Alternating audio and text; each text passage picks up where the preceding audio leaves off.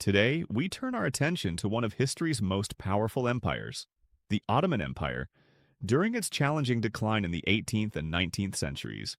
Once a dominant force across three continents, the empire faced a complex mix of internal and external pressures that reshaped its political, military, and social landscape. Following the long reign of Suleiman the Magnificent and the relative stability of the 16th century, the Ottoman Empire entered a period marked by both ambitious attempts at reform and profound internal instability.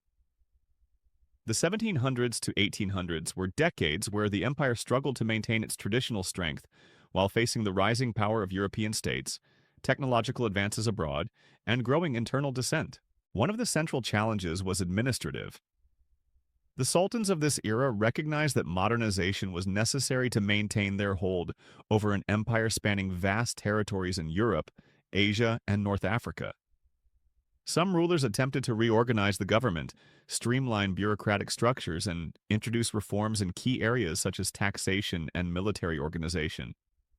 These reforms often included efforts to strengthen the army with new training methods, updated weaponry, and improved command structures.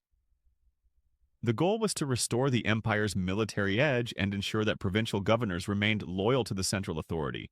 Despite these initiatives, the reforms were inconsistent and often poorly implemented. The empire's governance relied heavily on centuries-old systems, many of which were resistant to change. Corruption within the palace and bureaucracy grew increasingly problematic. Officials often prioritized personal wealth and influence over the interests of the empire.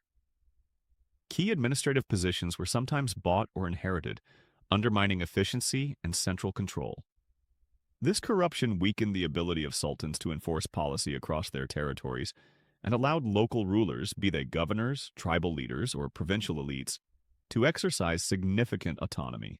These local rulers, or ayans, as they were sometimes called, frequently ignored central orders. They collected taxes independently, raised private armies, and negotiated local agreements with foreign powers, further eroding the authority of the sultan. In many cases, the central government had little practical control over distant provinces, leading to a fragmentation of power. This decentralization created a patchwork of semi-independent regions, each with its own priorities, which made coordinated action across the empire increasingly difficult. Efforts at military reform, though well-intentioned, faced similar challenges. European armies were rapidly modernizing, adopting new tactics, weapons, and organizational methods that far outpaced Ottoman developments. Attempts to introduce modernized infantry units and artillery were often undermined by resistance from traditional military factions, such as the Janissaries, who viewed reforms as a threat to their privileges. The Janissary Corps, once the backbone of Ottoman military power, had become a conservative and increasingly unruly institution. Their opposition to reform slowed modernization and limited the empire's ability to respond effectively to external threats. Alongside these administrative and military issues, the empire's economy faced mounting pressures. European trade routes and colonial expansion began bypassing traditional Ottoman-controlled trade centers, reducing revenue from customs and taxes. Inflation and mismanagement further weakened the state's finances, making it increasingly difficult to fund reforms, maintain a professional army, and ensure stable governance. Corruption among tax collectors and local officials exacerbated the situation as resources were siphoned away from public projects and defense initiatives. The combination of administrative corruption, decentralized provincial power, and military stagnation created a dangerous cycle. The Sultan's attempts at reform were undermined by local autonomy and palace intrigues, while the lack of a strong central authority encouraged further corruption and dissent. This internal weakening coincided with an increasingly aggressive Europe. Austria, Russia, and Britain, among others, began to take advantage of the Ottoman Empire's instability, challenging its influence in the Balkans, the Mediterranean, and the Middle East. Military defeats in these regions only reinforced the perception that the empire was in decline.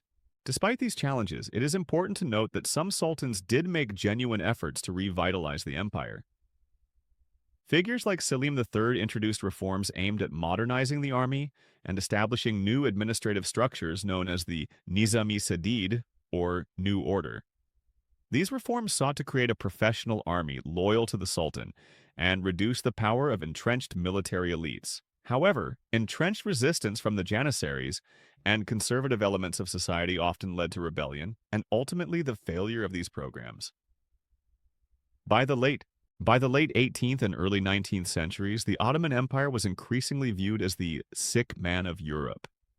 Its vast territories remained under nominal control, but real power was fragmented among local leaders, corrupt officials, and increasingly independent provinces.